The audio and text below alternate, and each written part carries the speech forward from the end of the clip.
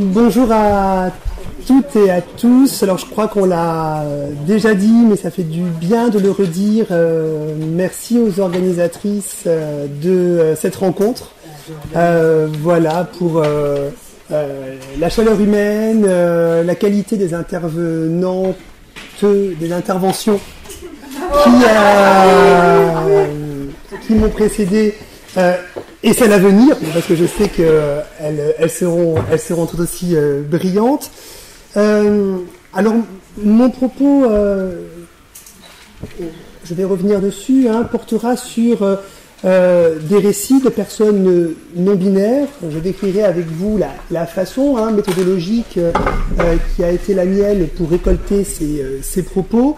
Et mon souci est le suivant: de quelle façon la catégorie femme peut-elle ou est-elle ou pourrait-elle être mobilisée par des personnes non binaires dans la façon d'être à leur genre, c'est-à-dire un équilibre singulier, toujours susceptible d'évoluer, et donc la façon dont il et elle me l'ont raconté n'est peut-être pas la façon dont elle voudrait le raconter là, aujourd'hui.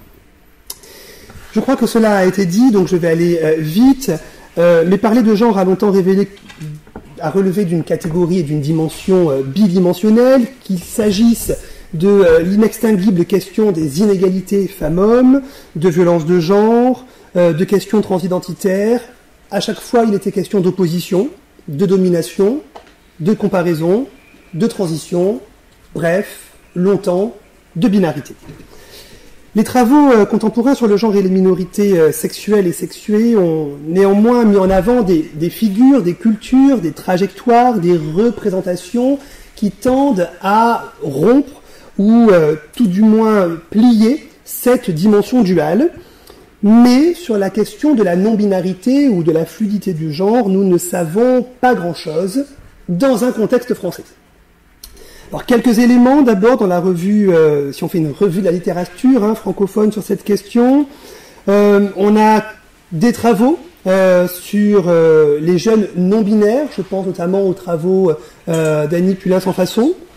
On a des travaux sur l'école et la non-inclusion des personnes non-binaires, je pense aux travaux de Gabriel Richard. On a des travaux sur l'évolution de la terminologie et des usages des termes de non-binaires, je pense aux travaux d'Emmanuel Bobatti. On a des travaux également sur des tentatives de définition, des contours de l'être à la non-binarité, et je renvoie pour ça à un premier livre de Louisa Mackenzie intitulé « Devenir non-binaire ». Et puis, une tentative avec ma collègue Anastasia Meidani d'approche de ce qui serait un rapport de la santé des populations non-binaires dans une publication à venir en fin d'année, ou l'année prochaine, parce qu'on est déjà en fin d'année, puisqu'on écoute tous Maria Carré, et toutes Maria Carré, dans la revue française de santé publique. On est donc sur des tentative, en tout cas dans la littérature francophone, de définir ce qu'est la non-binarité, mais nous n'avons pas réellement encore plongé à corps perdu dans l'expérience singulière des personnes non-binaires, et c'est ce que je vais tenter de faire aujourd'hui. En guise de paysage, rappelez également que nous sommes dans une multiplication de faire-genre. Une multiplication de faire-genre qui semble s'accélérer, notamment si on regarde là encore la revue de la littérature francophone sur ces questions, que ce soit d'un point de vue quantitatif ou du point de vue qualitatif. Je donnerai qu'un seul exemple. Lorsque, en 2015, est sorti le livre Sociologie de la transphobie que je co-dirigeais avec Karine Espineira, à la question ouverte comment vous identifiez-vous, nous avions eu en 2015 34 réponses différentes en termes d'identité de genre.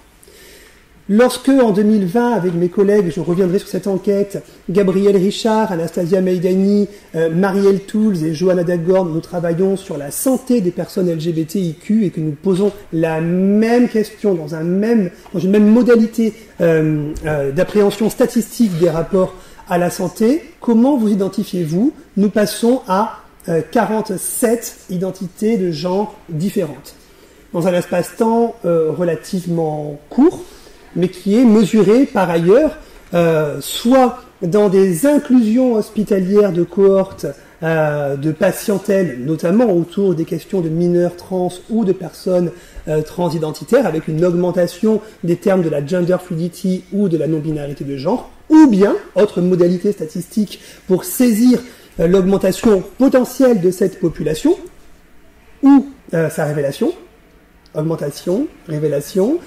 l'autodétermination dans des méthodes de recensement. Alors, malheureusement, en France, les méthodes de recensement sont plutôt binaires. Êtes-vous un homme ou êtes-vous une femme? Mais il existe des pays où la possibilité d'auto-nommer son genre est possible, et on voit progressivement une augmentation tendancielle de la catégorie non-binaire ou gender fluid. Alors vous voyez ma difficulté de parler de catégorie, alors même qu'on parle ici d'expériences singulières de personnes qui potentiellement seraient à même de détricoter les catégories. Alors d'une part, dans cette littérature contemporaine des gender studies, nous trouvons les définitions génériques de la non-binarité, qui tendent à traduire la non-binarité de genre comme, je cite Emmanuel Bobatti, des styles de féminité et de masculinité qui ne se laissent pas réduire aux expériences et aux identités binaires. Définition générique. Mais d'un autre côté, on va avoir une somme de productions littéraires, d'essais, de théories, qui vont rapprocher ou souligner que la non-binarité de genre est aussi, voire surtout, une posture politique de refus des assignations normatives. Et dans cette perspective, on trouve de nombreux travaux issus des théories queer qui relient les expressions et les revendications non-binaires à des manifestations de subversion ou de déconstruction. Donc une définition générique, une définition plus politique, et on voit que dans les essais, ce tiraillement se maintient. On n'a pour l'instant pas d'autres voies pour définir la non-binarité. Alors, bien sûr, cette communication n'a pas pour objectif de trancher la controverse. Est-ce que la non-binarité est un mode politique de déconstruction, ou est-ce que la non-binarité est une expérience singulière d'être au genre en fonction des codes du masculin et du féminin? J'ajoute à cela que à la question de la non-binarité va s'ajouter un autre vocabulaire, donc sous le terme parapluie de non-binarité, comme agenre, genderqueer, genderfluide, qui, dans les mots mêmes des personnes concernées, peuvent recouvrir des réalités similaires. Et là, je renvoie aux travaux de Matthew Tragman sur ces travaux statistiques. On a ici une difficulté statistique à traduire une population. Donc à la question « Comment vous identifiez-vous ?», eh bien, quand on a 47 identités de genre, fatalement, plus l'identité de genre est statistiquement minoritaire, moins on peut la traiter statistiquement, parce qu'elle ne permet pas de passer l'étape du qui d'eux, du test de robustesse. Ce qui fait que dans les travaux de l'INED, on a beaucoup de cases non renseignées ou non significatifs concernant les personnes trans ou les personnes non binaires, alors même que dans les récentes enquêtes de l'INED, on a la possibilité d'inclure dans des volets spécifiques les populations appartenant à des minorités de genre ou de sexualité. Dans les travaux que je citais tout à l'heure avec Anastasia Maïdani sur la santé des personnes non binaires, donc article à paraître, nous faisons le contre-pied de ce qu'il faut faire académiquement du point de vue du traitement statistique. Nous faisons l'hypothèse que s'il n'est pas possible de traiter statistiquement avec robustesse cette population, nous pouvons tout du moins essayer de dessiner des tendances. Et c'est l'accumulation de ces tendances qui, on l'espère, dessinera des expériences traduites statistiquement. Ici, je ne traiterai pas de la dimension statistique des enquêtes, mais d'une dimension plus qualitative sur la base de deux recherches. Toutes ces recherches, en tout cas toutes mes recherches, sont des recherches pluriméthodologiques, à la fois basées sur des observations, sur du qualitatif, c'est-à-dire des entretiens, mais aussi des focus group, donc pour celles et ceux qui ne sont pas acclimatés à la méthode en sociologie ou en sciences humaines, des entretiens collectifs, excusez-moi de réduire le focus group à la version entretien collectif. Je crois que mes étudiants de L1 et étudiantes de L1, mes étudiantes de L1 ne seraient pas contents. Mais j'imagine que le laps de temps pour répondre n'est pas compté comme une erreur. Alors ça va. Et une dimension quantitative, car dans une sociologie de l'expérience propre à François Dubé dans laquelle je m'inscris, il me semble que ce que les gens font, que ce que les gens disent de ce qu'ils font et que ce que les gens pensent de ce qu'ils disent, de ce qu'ils font, ne recouvre pas tout à fait les mêmes expériences. Donc avoir une approche pluriméthodologique me permet de trianguler, pour le dire dans un vocabulaire journalistique, les différents points de vie, points d'observation d'une expérience singulière qui peut être la sienne. Première recherche, elle s'intitule Santé LGBT, elle est déjà publiée aux éditions Bordelot. C'est une recherche donc à la fois qualitative et quantitative et observationnelle sur les processus et les parcours de santé des personnes LGBTIQ, sur des critères de santé et des entrées par parcours de santé spécifique, parce qu'on ne peut pas être un sociologue de la santé de tout. Et donc, en tout cas, je m'abstiens de l'être. On a retenu 4 critères, non pas parce qu'ils étaient les plus importants, mais parce qu'ils nous semblaient symptomatiques du rapport à la santé. La cancérologie, 380 000 nouveaux cas par an. La gériatrie, dans une société du vieillissement.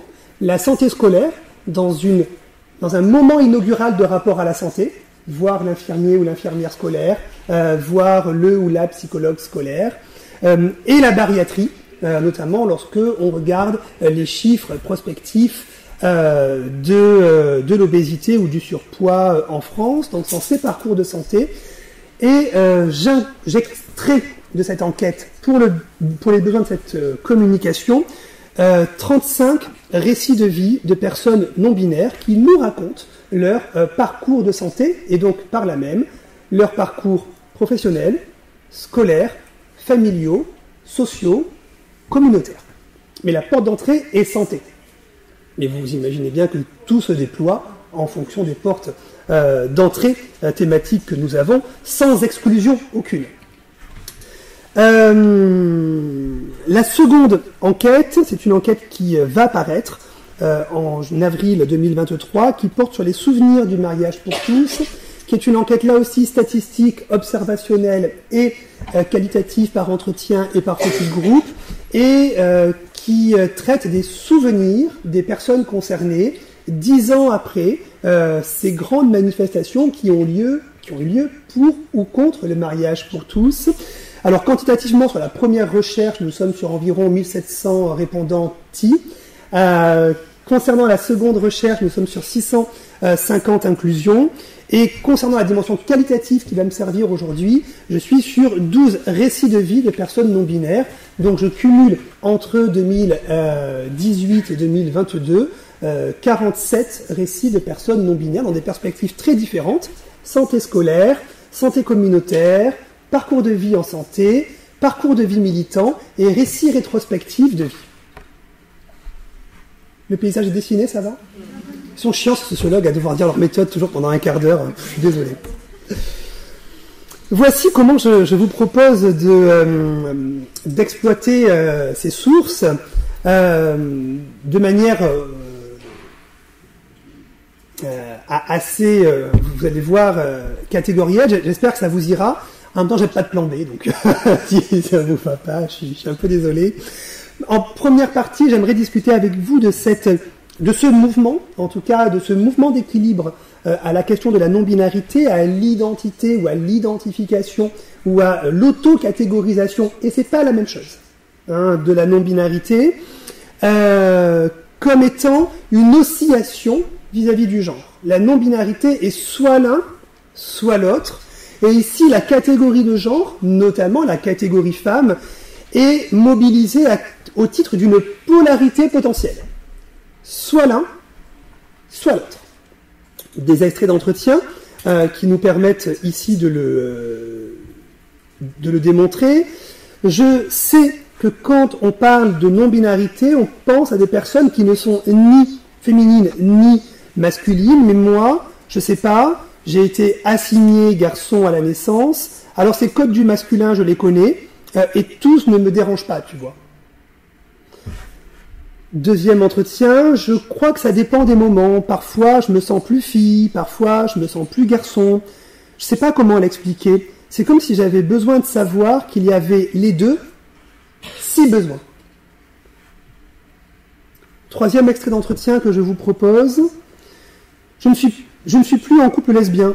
Je ne sais pas bien comment dire. Ma femme se dit non-binaire maintenant. Je suis en couple queer, si je peux dire. Mais selon ses propres mots, elle pourrait très bien redevenir ma femme, plus tard. Alors, dans ces sélections d'entretiens, et je m'excuse pour la dimension très étriquée de ces entretiens, alors que je vous en promettais 47, on a un être, ou en tout cas une modalité d'être à la non-binarité, qui se veut une oscillation.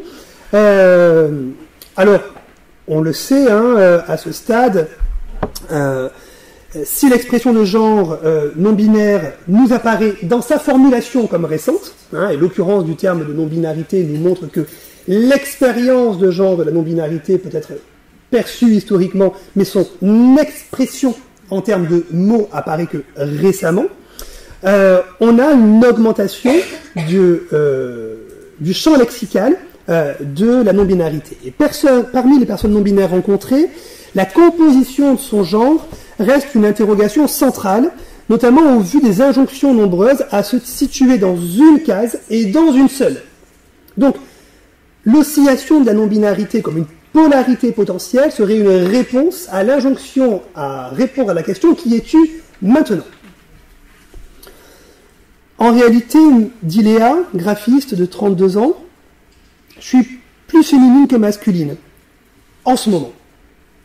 Mais c'est peut-être aussi du fait que je télétravaille. Je peux plus investir cette partie de moi. Au boulot, en réel, je suis pas certain que ce soit possible. Ça va, je le vis pas mal. Je me vois pas être 100% masculine ou bien 100% féminine. Mais bon, être loin des collègues, ça aide.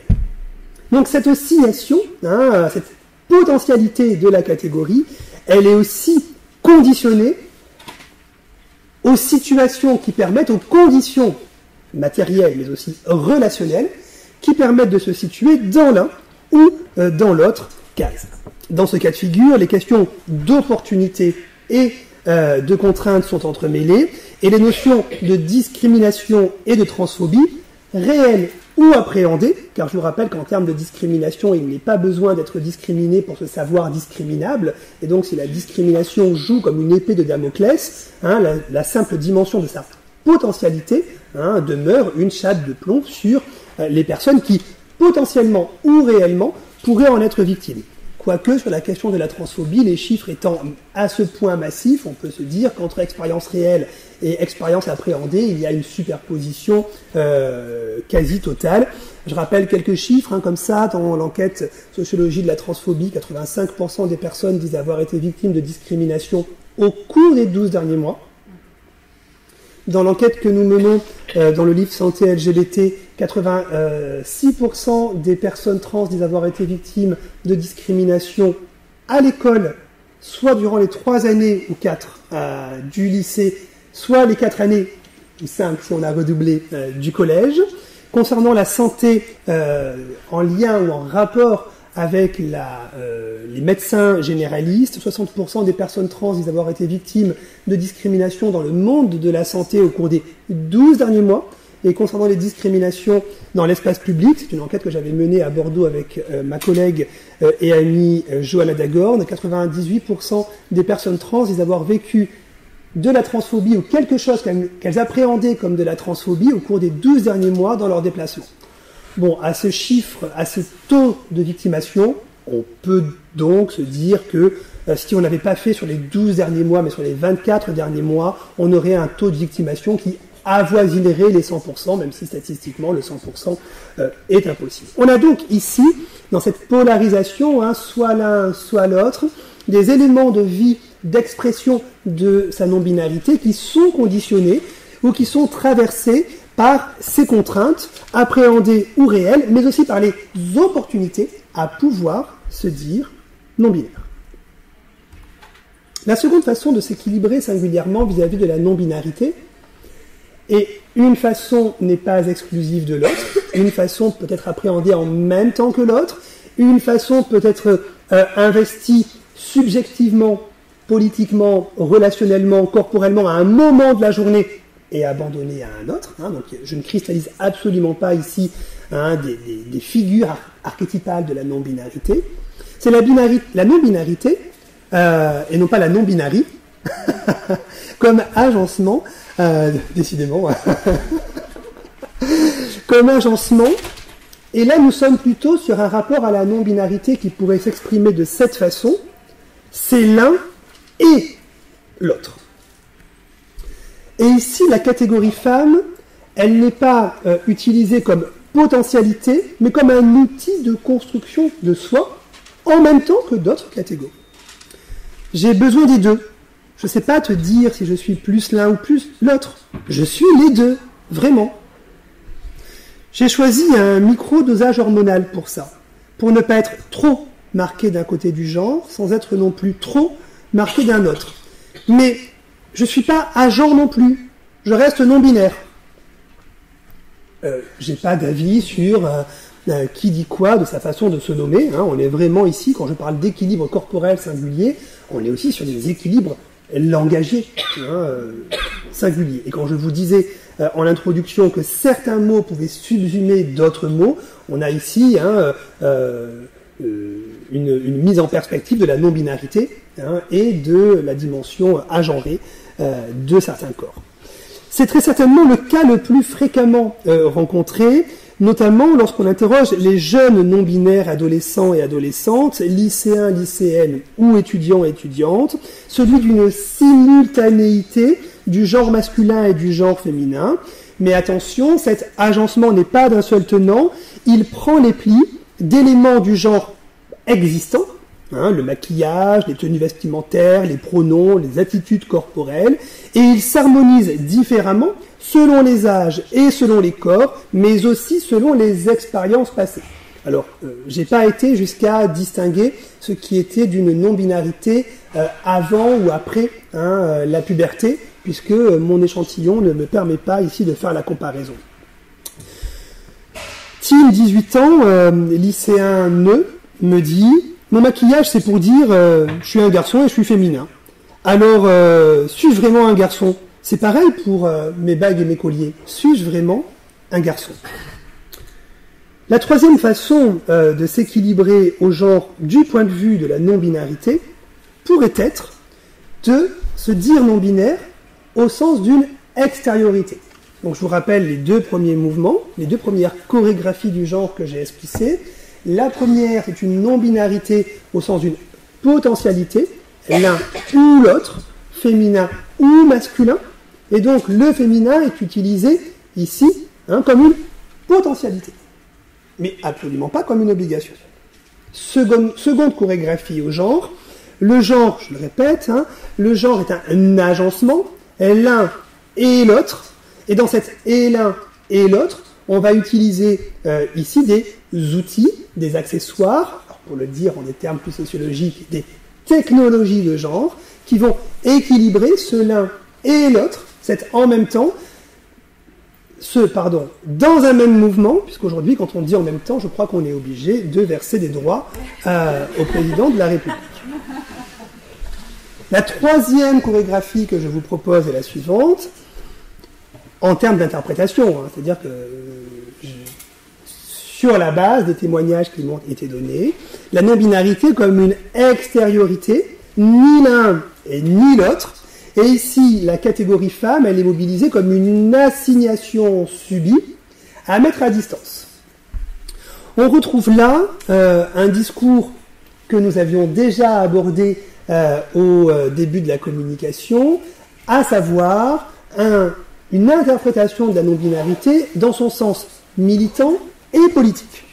Il n'est donc pas étonnant que dans cette acception de la non-binarité, j'ai plutôt des témoignages en provenance de jeunes non-binaires qui sont inscrits dans des masters genres, qui sont inscrits dans des réseaux militants ou dans des réseaux politiques. On a ici un étayage politique qui permet de traduire son expérience, son sentiment de la non-binarité en des termes politisés. Ici, la non-binarité est donc proposée, vécue comme une extériorité au genre, puisque le genre, y compris le féminin, sont vécus comme des catégories d'oppression. Être non-binaire, c'est politique. C'est comme être un ou une transfuge de sexe, mais décidé. Nous dit Karine, 47 ans, militante trans. Dans ce contexte où l'apprentissage des termes s'effectue aussi par la porosité militante, il n'est pas donc étonnant que les personnes concernées choisissent des termes identificatoires qui s'éloignent le plus possible des catégories normatives, mais aussi des catégories de la pathologisation. C'est donc dans ces catégories, en tout cas dans cette façon de s'équilibrer à la non-binarité, que l'on trouve le plus de formulations du style « yel ». Alors, 47, ça ne permet pas de créer des statistiques, mais en tout cas, 47 récits de vie, j'ai pas dit entretien, j'ai bien dit récits de vie, donc on est sur une dimension extensive de l'entretien, de plusieurs heures.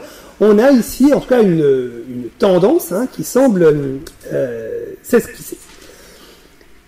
Point de butée dans cette expérience de la non-binarité comme extériorité, c'est que dans le ni ou dans le ou, on a la possibilité de revenir sur notre genre et de le retravailler. Alors que dans cette dimension, en tout cas cette interprétation de la non-binarité, c'est-à-dire des catégories de genre comme oppressives, on bute, en tout cas les personnes racontent buter sur le langage et la matérialité d'endroits dans lesquels le langage se doit d'être binaire. Il y a toujours des moments où tu es obligé de te genrer. Alors on te fait bien comprendre que c'est pas normal. Et puis tu ne veux pas te genrer quand même, et ce sont les autres qui le font à ta place. On est dans une société où tu ne peux pas être libre d'être toi-même, sans tout ça, sans le masculin, sans le féminin. C'est dans le langage, c'est dans l'histoire, et en France, on galère à accepter des corps et des genres qui ne sont pas prisonniers de ça. C'est donc aussi dans cette catégorie de la non-binarité comme expression d'une prise de conscience politique de l'oppression par les catégories de genre, que nous avons aussi beaucoup plus de revendications à la neutralité ou des parcours de vie qui sont marqués par... Il y avait quelque chose ? Non ? Ah pardon, excusez-moi. Des parcours de vie qui sont marqués par un militantisme qu'on ne retrouve pas forcément dans les autres. Alors, en guise de conclusion, et je marcherai dans les pas, parce que je ne sais plus combien de minutes il me reste.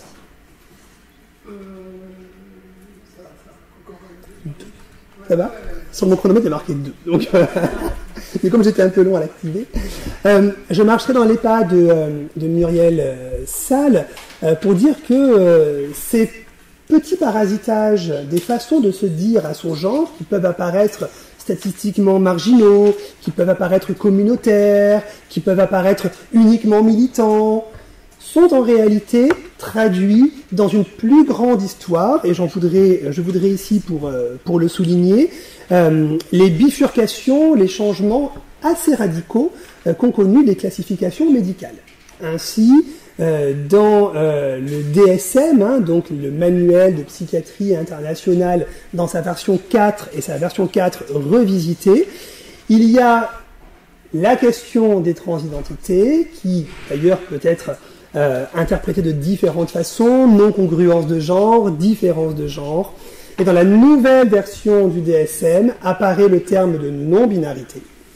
C'est-à-dire que, y compris dans les classifications médicales, on trouve par porosité l'expression de la non-binarité, non pas comme une pathologie, mais comme une expression possible d'être à son genre, qui n'indique à rien de l'intervention de la psychiatrie, sauf à la condition d'une souffrance qui pourrait être corrélée à cette non-binarité, comme d'ailleurs qui pourrait être corrélée à toute autre chose que la non-binarité, mais qui serait vécue par une personne non-binaire. Autre élément de discussion pour montrer que la petite histoire se rejoue dans la grande histoire et inversement, c'est la question de la terminologie dans le traitement statistique de la non-binarité. Jusqu'à récemment, on parlait d'un traitement de l'épidémiologie des personnes trans et non-binaires, renvoyant donc à cette idée d'épidémie des personnes trans et non-binaires, donc de la maladie. Dans les textes actuels statistiques, on parle de démographie des personnes trans et non-binaires. On ne compte donc plus les malades, on compte les citoyens et les citoyennes. Vous voyez que les glissements, qui sont des glissements biographiques, prennent le pas, prennent le pli, ou bien provoquent, et vice-versa, des glissements, des changements dans les catégorisations internationales, qu'elles soient statistiques ou médicales. Je m'arrête là, je vous remercie beaucoup pour votre attention.